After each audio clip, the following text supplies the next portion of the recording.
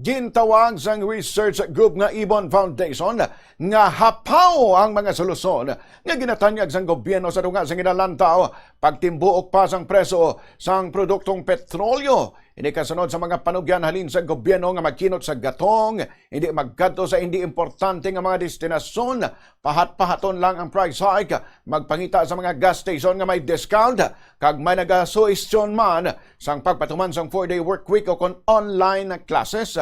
Sa interview sang Bombo Radio kay Ibon Foundation Executive Director Jose Enrique Sani Africa, iyagin pahayag nga bisan ihambal pa sang Department of Energy nga gradual kung hagan-haganon lang ang adjustments, hindi sini makakaas ang tuman kabugat nga palasanon para sa mga Pilipino. Pahayag sini ang tanan nga solusyon sang gobyerno wala nagaako sang ila responsibilidad. Suno pa kay Africa, wala man ginahatag ang dugang responsibilidad sa mga makasarang maghatag sang suporta kag wala man ginapabudlayan ang mga kompanya.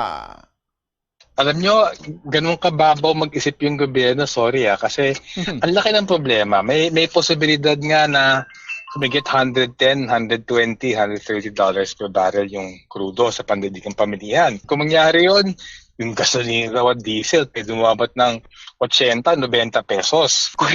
Kung sabihin ng gobyerno, sa sobrang banta ng pagtaas ng presyo ng bilihin, sasabihin nila, hindi, mag 4-day work week na lang, magtipid kayo. Paisipin mo, hindi na-address yung pinaka-bigwas sa mga mahirap at middle class sa mga pamilya. So, inisip ko dito, kung maisip ng gobyerno lamang ay gano'ng kababaw ng mga solusyon, hindi sila solusyon eh. Ang kailangan, rendahan yung pagtaas ng presyo ng produktong petrolyo. Ang laki ng tubo ng mga kumpanya. Last year pa yan hindi pa tumataas yung presyo ng crudo. Ang laki-laki ng tubo nila. Dapat magbigay naman ng konti. Ibalik ng mga kumpanya sa mamamayan yung pinipigaan nila sa atin. Nabalian si Ibon Foundation Executive Director Sani Africa.